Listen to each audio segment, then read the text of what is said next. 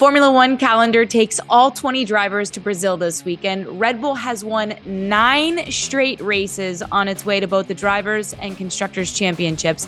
But there's rain in the forecast in Brazil. Could we see an unexpected winner this weekend? All this and more on Unlapped.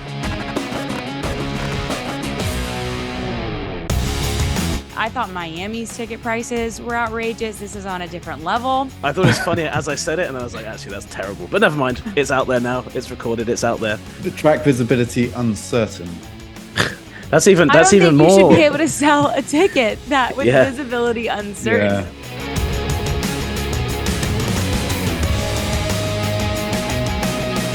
Welcome to Unlapped, an ESPN F1 show. I'm Katie George. He's Laurence Edmondson, and that's Nate Saunders.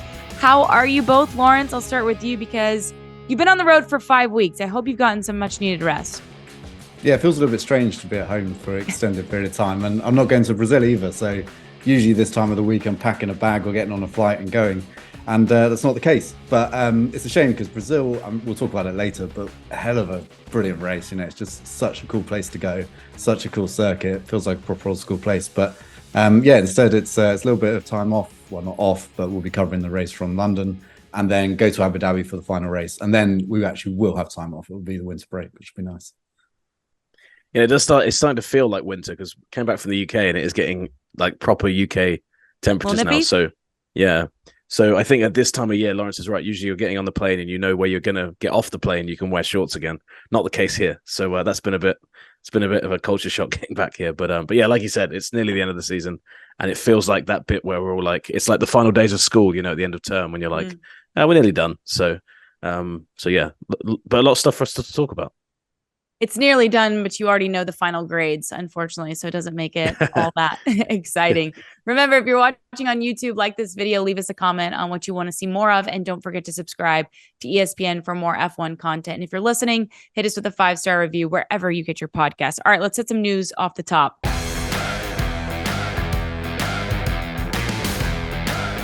Daniel Ricciardo, who we thought maybe was going to take a sabbatical for a year. He potentially could be heading to Mercedes as a backup driver. What do we know? How true is this rumor that's circulating at the moment? There's certainly some like real truth to the talks. They've definitely been in. I think that these have been going on for a little while now, actually. Mm-hmm. And what's interesting, I think, is that what's potentially stalling it is Ricciardo talking to Red Bull. Ricciardo's represented by CAA, who also well tied in with Red Bull as well on some various things there. So I think there's a few things at play, and I think that a reserve driver role for Ricciardo seems to be what he and his team want to do to kind of keep him fresh, keep him in the paddock when he needs to be. Interestingly, from what I understand, both roles would be a little bit different. So Mercedes would be pretty all-encompassing. He'd be kind of expected there a lot of the time, whereas the Red Bull one might be sharing it around with other drivers, is what I understand. But I think clearly they don't just want him to disappear for a year, become a TV guy, or at least solely a TV guy. I think he's going to do a few things here and there. But I think that they're worried, from what I understand, they're worried of becoming kind of a Nico Rosberg figure, or somebody who, once they've stepped away immediately, you see them as they're no longer a racing driver. They are somebody that's a TV talent. I mean, it's not a perfect comparison. Rosberg walked away and retired officially, but he very quickly became a TV guy after that. And I think it's actually a pretty good thing of them to do, because when Fernando Alonso stepped away for a year, we didn't really see him in the paddock in any kind of role like TV or anything. He was still racing. So you still associated him with, he's still an active racing driver. So I think they're just wary of that. The Mercedes one seems the most likely link from what I understand. And just as an added bonus, Ricciardo's been giving George Russell and Toto Wolff basically all of his merch over the past few days. So I don't know whether those two things are linked. I think genuinely Russell just wants to, or Russell George, as Ricciardo calls him, just likes wearing that stuff. But yeah, it certainly seems like all the things we're hearing from Mercedes and Wolff and everything is very positive about Ricciardo. So I can see that happening. And it makes a lot of sense, because I think him completely stepping away from Formula One I think that would, I'm already pretty convinced it'd be difficult for him to come back, but I think if he'd done full sabbatical, it's like, how are you are you really going to come back? And even if the option was there, I don't know whether teams would go back to him, but this gives him experience with a team, a top team as well, which I'm sure other teams will look at and say, well, that's going to be valuable for us. So yeah, I can see that being announced in Abu Dhabi, just as a nice send off for him. I thought it was interesting last week, Lawrence, you found his performance in Mexico to be a bit frustrating because he finished 7th and he drove an excellent race. What do you make of the decision to be a reserve driver for one of those two teams? Well, he's looking at how he can get back into Formula One in 2024, 2023. It's not going to happen. The options available, he's not interested in. So it's all about how can you work your way back in. And the Mercedes one is based on Lewis Hamilton retiring, presumably, because George Russell isn't going anywhere for a long time. And while that is possible, Hamilton's contract is up at the end of next year. He doesn't currently have another one to extend beyond that. He has talked extensively in the last few weeks about how he wants to stay in F1, how he feels that this project with Mercedes to get them back to the front is going to be more than just a single year thing. And he wants to be there to help guide them back to the front and then reap the rewards as well with a potential championship down the line. So the only way I could see that happening is maybe if Mercedes get it completely right next year, Hamilton wins the title, gets his 8, decides actually that is enough, leaves, and then Ricciardo comes in that way. Otherwise, I don't really see how it's a path back to a Formula One seat. Then you look at the other side and Red Bull and Sergio Perez, well, he's there for, I believe, another 2 years. He signed contracts earlier this year to go for another 2 years beyond this one. So there's no obvious way back in there. But, if you look at, we've talked about this before, I think, the Perez example, the Alonso example, it's amazing how just when it seems like there are no opportunities for a driver to continue in F1, something opens up. And of course, by being at one of those top teams, he's there. Now, my concern about that is that the reality of a reserve driver role in modern F1 is that you don't actually get to drive a modern Formula One car, a contemporary Formula One car. The test days are so limited, so valuable that they usually go to the drivers, the 2 drivers who are going to be racing. Opportunities come up with maybe a bit of Pirelli tire testing. They are expected to spend a lot of time in the simulator. Several drivers, certainly of the older generation, don't enjoy doing that. They find it a bit dull. It's not racing, is it? It's like a kind of huge computer game. I mean, it's just playing F1 2022, isn't it? I thought.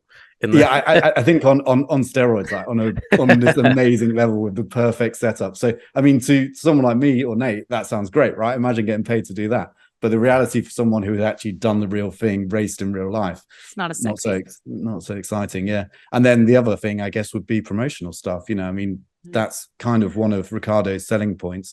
I still think he's a great driver, but always one of his selling points ever since he was in Toro Rosso and made the move up to Red Bull was just what a great personality is, how he connects with sponsors, how he connects with people, his fan base that he can bring in. So the teams will look to use that, I imagine, wherever he goes. So there might be a lot of YouTube appearances, a lot of appearances in the Paddock Club.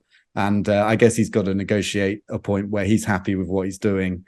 And there's still a bit of a carrot at the end of, a bit of a carrot on a stick to get him to a position where he can actually get back into F1 because that's what he wants. So, it's a shame. And I was thinking about this earlier today and, the mistakes Daniel's made in his career and where it went wrong and arguably leaving Red Bull. But even if it stayed, would he have been able to compete with Max? Probably not. And then I guess maybe leaving Renault was the big one, because if it stayed at Renault, it would have been different. But it's fascinating when you start going through it and all the different implications it would have had for other drivers as well. Fernando came back and replaced Daniel at Renault, which became Alpine. Would he have got back into F1? So, yeah, but Daniel's got to be looking at it now and kicking himself a bit with some of the decisions he's made, I think. But what can you do? Got to move on. Got to find a future somewhere else. Has he had the same agent really quickly? Has he had the same agent all the way through? No, so it's been different, and that's actually quite an interesting point in the Ricciardo story. So his old agent was with him until 2018. So his old agent was with him when he signed the Renault deal, and then he moved to CAA the next year. And his old agent tried to sue him because he said basically some of the money that was owed to me from that deal didn't come. So whenever that is involved, that. It's never nice, in any sport. So it got a bit fraught after that. But yeah, he's been with CAA since 2019, and I do get the impression that had CAA been in charge of his career before then, there's no way he would have left Red Bull, even if it, But so, spoiler alert here, I'm putting something together on this for next week. I've been trying to talk to a few people, kind of who've been around this situation and Ricciardo's situations for a while. But I think that what's interesting about it was. He always wanted parity with Verstappen at Red Bull, but I think if it had been at CAA, they'd have maybe said to him, let's see the long game here.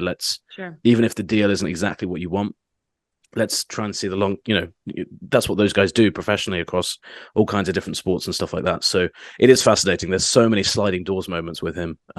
Just quickly onto the point of a reserve driver that I think is going to be interesting. We've seen him this year, like arriving on the paddock on a horse and doing, in Mexico, he came in, he had a, mask on, and he always makes these big entrances now, which is fun.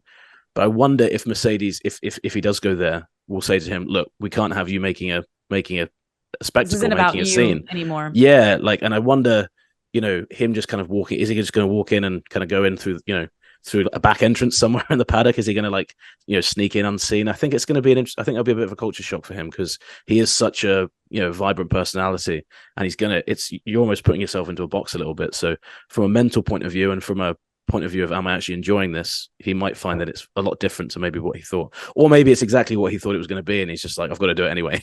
Because he's basically in this situation because his form prompted McLaren to make the decision they made. So I think him staying in F1 is good, though. Ultimately, that's the bottom line. The fact if he can stay in any way, is a good thing. So, but we'll see what happens.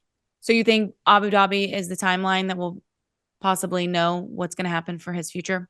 I think so. It's usually a good place to announce those kind of things, but it seems like that's what has been in their mind the whole time. They want to kind of finish the season. They've always said, let's finish the season off, and then we'll decide what we're doing. But that it could be Saturday to Sunday. I haven't heard that specifically, but that's just the vibe I get from the guys I know.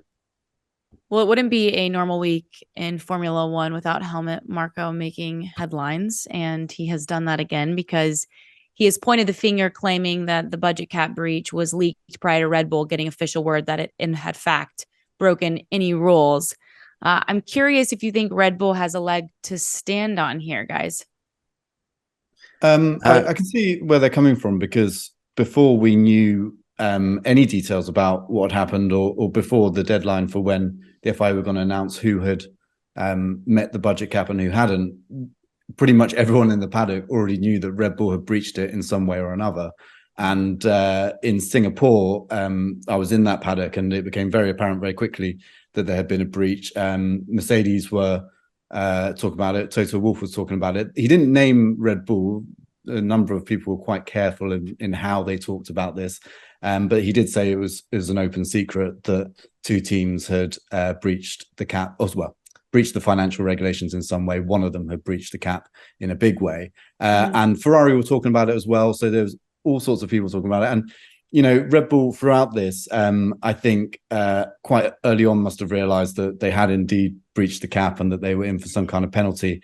And I think a lot of their tactics has been to play the victim a bit and kind of put themselves forward as the guys that have been hard done by the reputational damage of people speculating about how much they'd breached the cap before the real details came out, stuff like that. And so this is what they seem to be continuing to push with. And it's not unlike Helmut Marko to set his target on Mercedes and Toto Wolff in particular and kind of claim that. So, yeah, they're also claiming that Shayla Ann Rao, who was a former legal counsel at Mercedes, moved across to the FIA earlier this year, that she was then, this is a fact, involved in the budget cap analysis and looking at the teams and also deciding what, to some extent, was included in the budget cap and what wasn't. And so Red Bull are pointing to that and saying, look, isn't this a bit odd that a former employee of Mercedes ended up at the FIA and then was in charge of deciding pretty critical things here in determining who was within the cap and who was outside it. So, that did all happen. That is the case. And it will be interesting to see where it goes from now, whether it will just be a bit of kind of mudslinging and a few barbed quotes here and there, or whether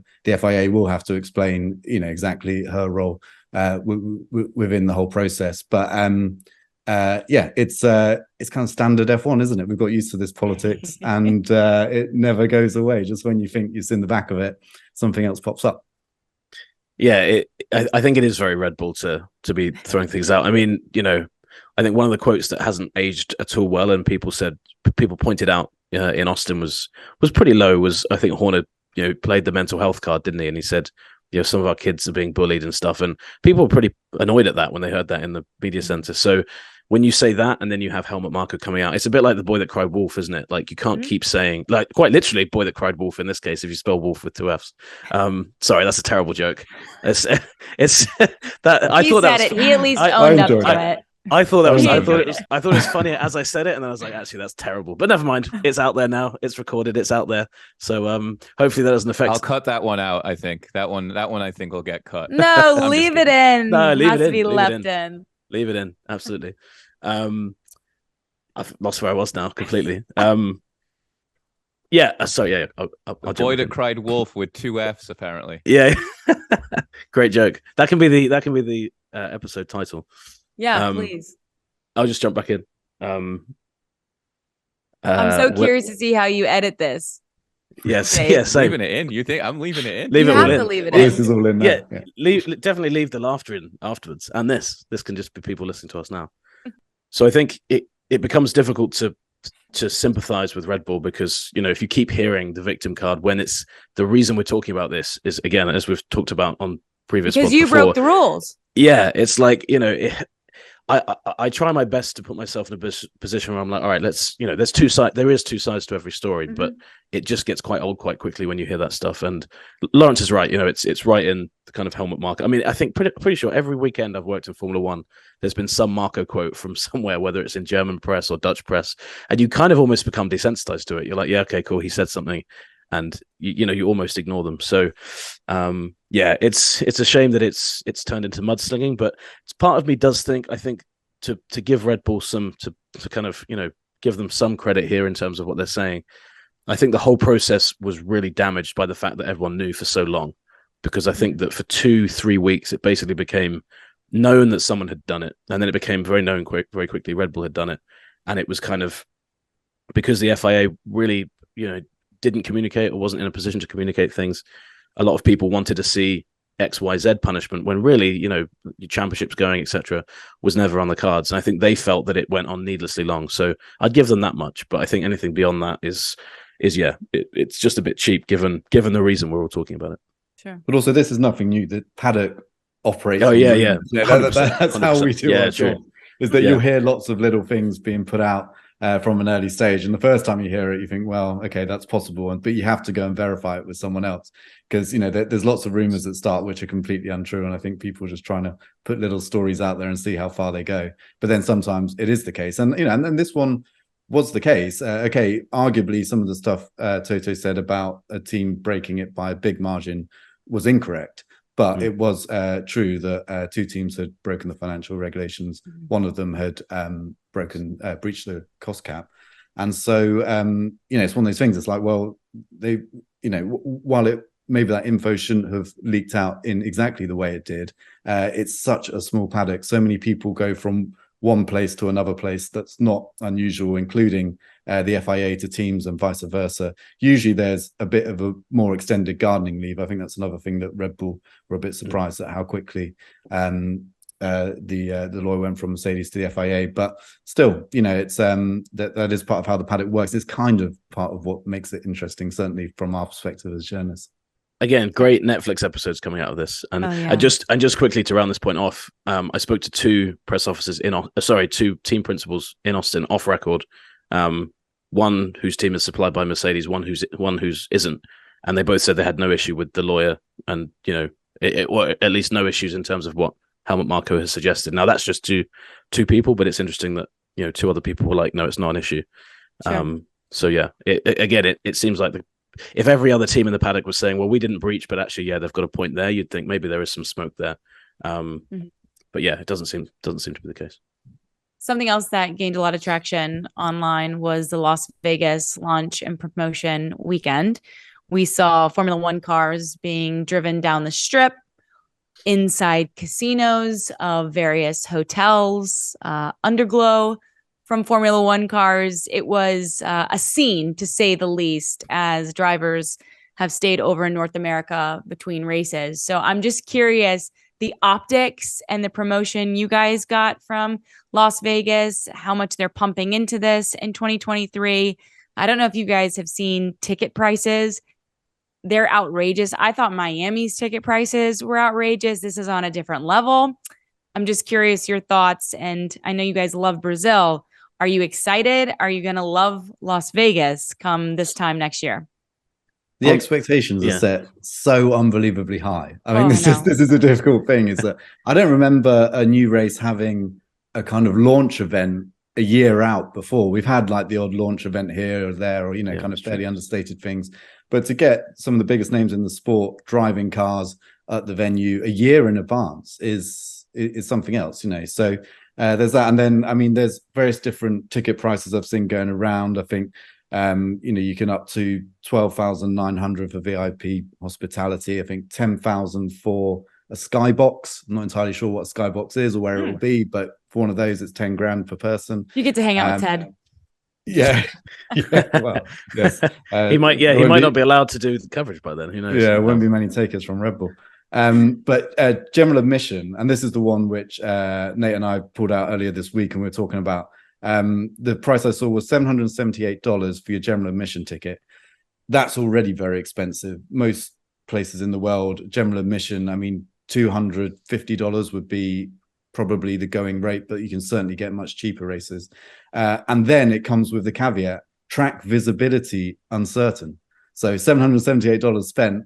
Will you actually get to see an F1 car? It's not guaranteed. It could mean that perhaps the exact amount of visibility is uncertain. You might just get a little section of track rather than a proper few corners, which is what you might expect when you spend $778 on a ticket. But it's interesting, and it'll be very interesting to see who goes, the kind of type of people that are able to afford those tickets, whether they're real fans, whether that really matters, and whether it's as much about going there to be seen to be there, to enjoy everything that I'm sure will go on around the race weekend as well, as much as the racing itself. But we can poke fun at these ticket prices and all this kind of stuff, but they sold out pretty much immediately. So the demand is there, and and that's why I'm just like slightly concerned, because this expectation is so high. All these people going there, I don't really know quite what they're expecting, but sometimes people, when they first go to a race, they expect to see maybe the whole track and have a really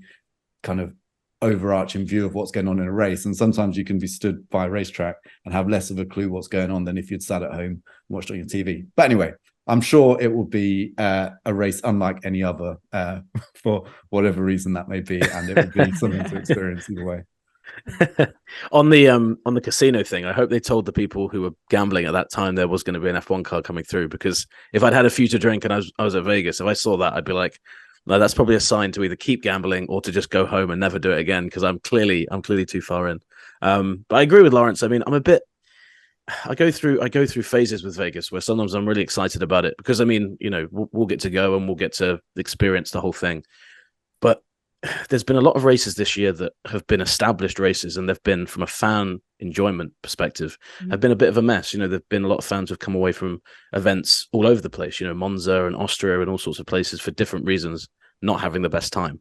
A lot of circuits have been trying to just cram as many people in as they can, safely. There's never been a concern over dangerous amounts of people in. There's been so many people in that the infrastructure of those circuits can't deal with them. Now, Vegas obviously is different as it's a city, but one of the things that happened in Miami, which a lot of people took kind of a bit of glee in, it's a bit like the Fire Festival kind of documentary where all the rich people are complaining that they had a bad time and everyone was like, well, that's brilliant. But one thing that happened in Miami across the board with VIPs was people were paying these kind of prices for tickets, influencers and celebrities and stuff. And from what I understand, in one of the places, they were basically sat all in on a flat surface in rows of chairs. So if you were anywhere but the front row, all you could see was the back of the person's head in front of you. Now, if you're cramming out, hotel balconies and stuff like that, I don't know what visibility is going to be like if you're paying that amount of money. I'm sure it will look breathtaking for a while, but that wears off. Even as great as Formula One is, that I think you might do it once and be like, oh, that everything. I think what F1's banking on is that everything around it is going to be so good. People are going to be like, you can't ever miss the Vegas Grand Prix. Like, that weekend has become an event in my calendar that I'm never going to go back to. But I just don't think this is ever going to be a race for an ordinary F1 fan, and that's a bit of a shame. But you can't. I suppose that's what it's always looked like it's going to be the case. And from a car perspective, I think neon lights at the bottom of a car looked amazing. It's a bit like when they put the sparks back in cars, like immediately you just thought that should have always been on them, or the sparks was a little bit different, but yeah, so I think visually it's going to be amazing, but jury's very much out, I think, on how good it will be. Lawrence, what did you say the terminology was? Visibility questionable, visibility unknown. Let me double check. I think track visibility uncertain.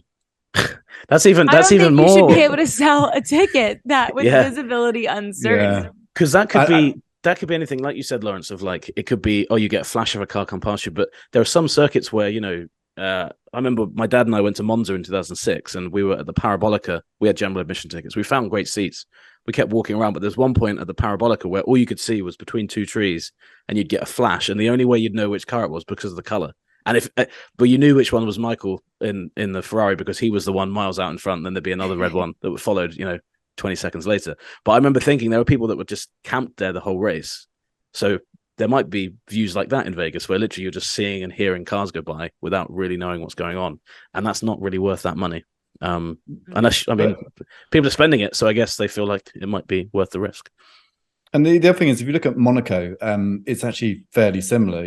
People spend a lot of money, and it's not necessarily to watch the race, like know the ins and outs of tire strategies and perhaps even know the drivers' names. It's there to have fun. So a lot of those yachts that line part of the circuit, a bunch of them are moved back on race day and qualifying day for safety reasons. And actually, once they're back there, you don't have a brilliant view, but that's kind of not the point. You're not going there, to see the cars. And then equally, the general admission section at Monaco is up on a hill that goes up to the palace, and it's a very steep hill. I'm not quite sure how they managed to sell tickets for people just to sit there, and there's no seats. You're kind of stood on this banking, and often I've seen people end up behind trees and stuff like that. Again, with no real visibility of the track, you only really get to see a corner anyway from a long way away.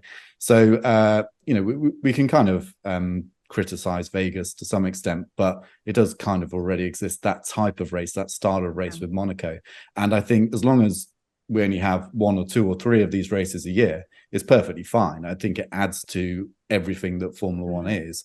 And when you've got 24 races a year, maybe 23 next year, but 24 is what's scheduled, to have 2-3 races where it really is a VIP event, you build all this hype around it, and then people can still enjoy it and watch it from TV, watch it on TV. I think that's perfectly fine for a sport like Formula One. Not a lot of trees in Las Vegas. Just going to throw that out there. Plenty of stands. That's true, yeah. Climbing hotels maybe instead. Yeah, climbing hotels a lot. That race a year away. We've got a race obviously upcoming this weekend. So let's hit it.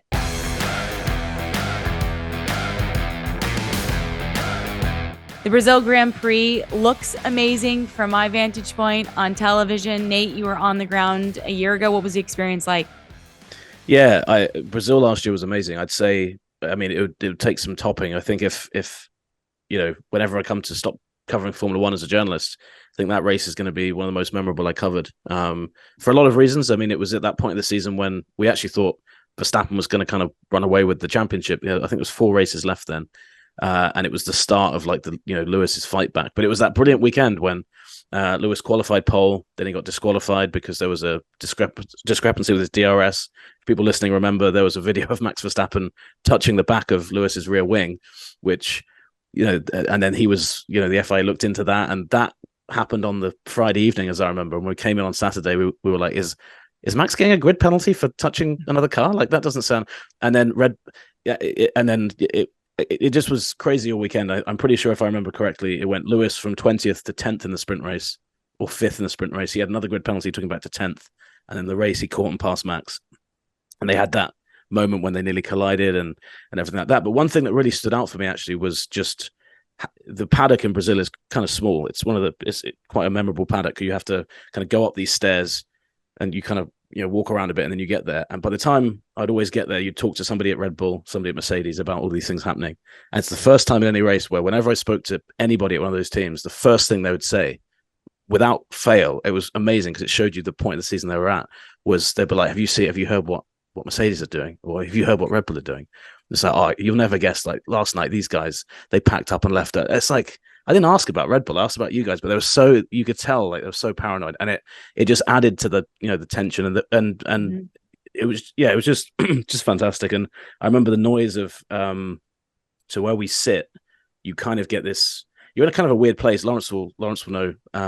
Like the Sao Paulo press box is a weird old place, but you do hear quite a bit of the noise. And when Lewis got past Max, it was really loud. And I remember I was surprised at how crazy they went. Obviously, this week he was made honorary citizen, but you would have thought a Brazilian driver had just won the world championship. Then clearly all cheering for him. So everything about it was great, and I think that's probably one of Lewis's best performances as well. And it kind of kick-started the championship, which was great for the finale that we got. But yeah, just a great place to race. And I think that Lawrence and I have spoken about it before, but Brazil, to me, so I'm gonna hang on. Do you need some tea? No, I'm all right. I'm good. I just, when you're like, I can just talk through it. Tea and milk. Yeah, I might need some tea. Actually, Dave, since Austin, I've been having so much tea because Dave would always go, and I'm like, I'll go get a cup of tea, and I've been drinking loads. I'll just go again. I think the great thing with Brazil was that keeping all of this in. Yeah, do it. Why not? Great thing with Brazil is that it's historically going back, a great circuit, but it was always a consequential race. Growing up, Brazil was always one of those races that was either the penultimate race, sometimes it was the final race. So I think for a lot of fans that grew up watching it in the 90s and the early 2000s, it had that resonance to it as well, and always kind of produces pretty entertaining races. So I love the place. I think it's superb, and I've been there for two really great events. Not so great for Max, because the first one I went to was when he was hit by Ocon, who he was lapping at the time, and then he went and pushed Ocon after the race. So I've not seen it from the best perspective from Verstappen's point of view. Yeah, incredible place. Excited that F1's going back there, obviously. And I think it's going to be. I always feel like you can never predict a boring race in Brazil, because it always feels like something is just like a second away from happening, which is unique. And I'm not sure exactly what it is about the circuit, but it just always seems to produce the goods. So hopefully more of the same this weekend. Well, it starts at the very beginning of the weekend. I'm glad you mentioned that it's a sprint race weekend. So qualifying is on Friday. Lawrence, just for those listening, could you quickly just explain what is a sprint race? Why do we do it? So why do we do it is actually an interesting question, but I'll start with just what it is, because that's fairly straightforward. So a normal race weekend, you'll have 3 practice sessions, 2 on a Friday, 1 on a Saturday morning, qualifying Saturday afternoon, race on Sunday. For a sprint weekend, you have 1 practice session straight into qualifying, the kind of usual Q1, Q2, Q3, who sets the fastest lap format. But rather than that setting the grid for the race, it sets the grid for the sprint race, which happens on Saturday afternoon after another practice session. And that sprint race then sets the positions for the grid for the race. And it also hands out points. So last year it was just for the top 3, now it's for the top 8. And so there's this added importance. But because it is a sprint race, it is 1/3 of a distance of a normal Grand Prix. And so it's quite different in the way teams approach it. Sometimes if you're happy in your grid position, you'll just try and make a good start and you won't be too worried about making a huge amount of progress. If you're in Lewis Hamilton's position last year in Brazil, where you've been sent to the back of the grid, then you're doing everything you possibly can to make up as many grid positions as possible. The way that tire strategy works is entirely different. Of course, usually we're looking at how many times can drivers stop in a race, or how many times they need to stop to get to the end of the race. What's the quickest way to do it? In a sprint race, the drivers won't make a pit stop unless something goes wrong. So they start on a set of tires and they make it last the full distance of that sprint. Sometimes they're very exciting, like the one in Brazil last year. Sometimes they just feel like a bit of a procession and a bit of a kind of box ticking exercise just to get to the race on Sunday. Another way to look at it is that it's an extended version of the race, but you just have an overnight stop. So you do, a third of the race first, then everyone goes to sleep, thinks about it for a bit, and then they come back and they go again. Very long pit stops in the exactly. So there's it's an interesting one, and why does F1 have it? Well, F1 was worried that the format of racing is the same for every race in the year, or at least it used to be, and they felt that it was important to try new things, see what would work. Originally they wanted a reverse grid race, so you would set the grid for a sprint race based on perhaps reverse championship order, and then just let the carnage ensue. Well, a number of teams felt, you know what, that's taking it too far. You're messing too much with what makes Formula One what it is. And it's becoming too much there's too much of a random element going on. And so that got canned, and then they came up with the current sprint race format. There's only 3 races this year. It was originally meant to be 6, but they couldn't decide on that. And next year there will be 6 sprint races. So yeah, it is what it is. It divides people hugely. So some fans seem to really hate it and are very vocal about it. But one way to look at it, if you're not sure about the format, is that instead of having a Friday full of practice where nothing really consequential happens, you now have a qualifying event to watch on Friday, and then on Saturday you have the addition of a race in there as well, and then you still have your Grand Prix on Sunday. So it's more interesting action over a race weekend. So that's the way I kind of tend to view it. And I think to have it every now and again, you wouldn't want it every race, because a sprint race around Monaco really would be dull because it's so difficult to overtake. But somewhere like Interlagos, it's possible to overtake. Surprised they haven't done one at Spa, somewhere where you can overtake. So, I think next year will be interesting to see the races they pick, and then also how successful they are, and also whether there's any tweaks along the way they can make to make them perhaps a little bit more exciting and encourage overtaking. You mentioned that fans are split on it. Nate, how do drivers and teams view it? Yeah, it's interesting. There were some quotes from Max himself, who you would think would stand to benefit from a sprint race, but he said he's not really a fan of them because, if he qualifies first for the sprint race, his real goal is just to get to the end of the race in one piece. So he's not going to take any risks. It's just kind of managing the car. And Lawrence is right. Some sprint races have been great, but I think that the key for a great sprint race, sadly, is a quick car qualifying out of position, coming through the field, or, something happening in qualifying that mixes the grid up a bit, because otherwise everyone's already kind of in their positions anyway. There's no difference with tires and stuff like that. So I think one thing that has, Formula One, I think, loves it from the engagement point of view. It does seem like a lot of newer fans like the sprint races, which is interesting. I think I like the fact there's more jeopardy over a race weekend. So, I tend to agree with that side of it. I think if they can maybe shorten the sprint race a little bit from what it is currently, that might make it better. But yeah, I think overall drivers like there's something different on. But I think that a lot of them, especially the more of them we do, it seems like a lot of drivers are like, yeah, these sprint races are actually very similar. We have maybe an entertaining 2 laps, and then I just sit, looking at the car in front of me for, the next 10 laps or whatever it is. So I think they're split as well. But I think ultimately, before we just had 23 or 21, 22, whatever, exactly the same weekend formats. So not wrong to complain too much about it. And I've always liked that F1 went ahead with it, pushed ahead with it, did their research, thought what's going to work, what isn't going to work, and then improved it. And I think circuits prefer it as well, if at some places, because as Lawrence mentioned, you can get fans in the door for an extra day and say, look, qualifying on Friday and then race Saturday and a race on Sunday. So I think some circuits are going to find that it's something they're actually going to be asking for in a few years, especially as we start seeing places like Vegas that can just throw money at F1 to host a race. A few other circuits are going to be like, well, we need to get more people in across a weekend. So I think it's a good thing. But yeah, I think 6 is my limit as well. I don't want any more than that. I was checking the Apple weather app on my phone. It looks less than ideal this weekend. I'm just curious if bad weather, it's just going to make it messy regardless, or as it pertains to this racetrack in particular, Lawrence, is it going to be problematic?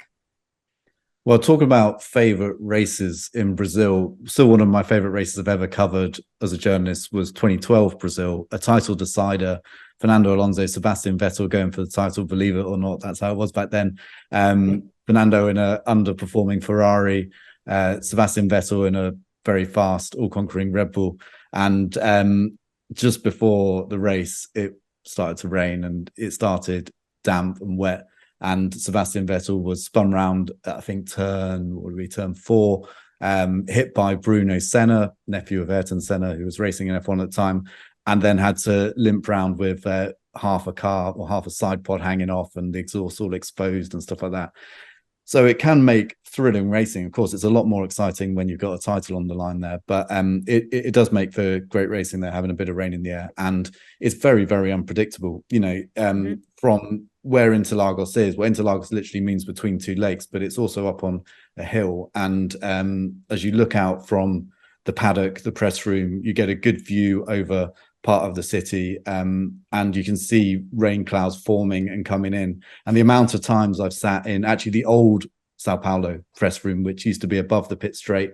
We had a great view of everything, and you could see clouds forming on the horizon. You're like, just come here, just come over, because occasionally there had been dull races in Sao Paulo. You're just like, just kind of come a little bit closer to the track, and we could have, a brilliant race. So sometimes it happens, sometimes it doesn't. But as far as I'm concerned, a mixed forecast or a forecast with rain in it is a very good thing around Brazil. So that would be good. And otherwise, I do kind of feel that in the dry and normal conditions, we talked about 9 Red Bull wins in a row, and however many Max is on now since Perez won in Singapore, I could see it being another Max win otherwise. So hopefully we'll get something exciting and something mixed up. A lovely transition by you, Lawrence. You say it could be unpredictable with the weather. You also mentioned that Red Bull has won 9 straight races. Therefore, that leads us to our predictions. Who would like to start? I'll leave it up to the two of you. I'll jump straight in. I don't mind going first. I'm writing it down. Hold on. Ready. Go. Okay. I think my record recently has been okay. I'm going to say it's a win for the local hero, the homegrown-ish, the new local, honorary citizen, Lewis Hamilton. I feel like I just feel like there's no way we're going to get through the season without him winning. I know in normal circumstances Max is probably going to win, but with everything we've mentioned, the fact it's Brazil, the fact that this was kind of the place where that. I mean, I think last year he even said, the fans kind of gave him that extra edge. I think he'll get that lift again, and so I'm going to say Lewis wins. I think I'm only saying I'm sure there'll be Max fans listening thinking I'm saying Max off the podium because I hate Max Verstappen. It's not the case. We just want something different. So I'm going to say Lewis. I'm going to say Russell. So Mercedes 1-2. Wow, 1-2. And why don't we put Danny Ric up there? Danny Ric, he came back in Mexico pretty strong. Some stuff's going to happen. There's going to be some rain. Going to be some carnage. Maybe that would make it even more frustrating. Just going to throw that out there, but I'm writing it down. Yeah, your choice. That definitely would. That would be like, man, like flip the season on its head. If this had been the start of the season, there's no way he leaves. But yeah, I feel like the third one is going to let me down out of any of those 3. But we'll see what happens. All right, Lawrence, what say you? Well, because Nate's gone for such an exciting one, I'm going to try and go for a relatively realistic one. And I know for ages we said we can't choose Max number 1, but I just cannot see it. It's a track that should actually suit the Red Bull as well. So Max Verstappen number 1, Sergio Perez number 2. Okay. And to be completely different as a top 3 from Nate, I'll go for Charles Leclerc number 3, because Ferrari shouldn't have the same problems they had in Mexico in Interlagos. But I actually think Mercedes will be relatively competitive despite not putting someone on the top 3 there. But yeah, I'm going to go for the realistic podium. Nate's gone for the crazy podium. But I feel like right. It's heart versus head. We work together. ESPN needs to have an F1 journalist for the Abu Dhabi Grand Prix, so one of us has to be sensible and call Max. Otherwise, if neither of us do and he wins by 30 seconds, I think Lawrence and I will be called in to see the boss on Monday. Like, what's going on here? So that's sensible. You mentioned Leclerc on the podium. Didn't Mattia Binotto have an interesting quote during the summer break about possibly winning out? Am I remembering that correctly? He said there's no reason. You're absolutely right. Yeah. I think it was after France, because that was the race where Leclerc put it in the barriers while leading. And at that point, I think everyone, including Leclerc himself, realized that the championship was probably over. And Binotto came out after the race and said, well, there's absolutely no reason on this form why we can't go and win every race remaining. Of course, Red Bull have won every race from that point onwards. So yeah, it's that's one of those unfortunate quotes which kind of gets caught on the wrong side of history. You can kind of see what he meant, that the car was quick enough up to that point to win races. This was before they had changed the slight tweak around what you could do with the floor, which seemed to impact Ferrari more than Red Bull. So yeah, it kind of felt like no one ever really thought they were going to go and do that, but theoretically they perhaps could, because the car was quick enough. But of course, they didn't even come close. Well, Binotto's going to say, "Hey guys, you never criticized Mercedes for saying they're going to win the remaining 10 races of the season, even if they haven't done or not." That will be Binotto's line. Like, come on, guys, and Sainz will say it, and then Leclerc will say it as well. So they got their talking points clearly. Yeah, exactly. Like, it's just everyone's out to get them. That's what it is. It's nothing else. All right. Well, I hope you both enjoy the weekend at home. We can't wait to see your coverage and analysis throughout the entirety of the weekend. Thank you both, as always, for the time. I appreciate it. Thank you for listening, watching. Remember, if you're watching on YouTube, like the video, leave us a comment, and don't forget to subscribe to ESPN for more F1 content. And if you're listening, be sure to hit us with a 5-star review wherever you get your podcasts. It helps us out. We appreciate it. Enjoy your weekend. Cheers.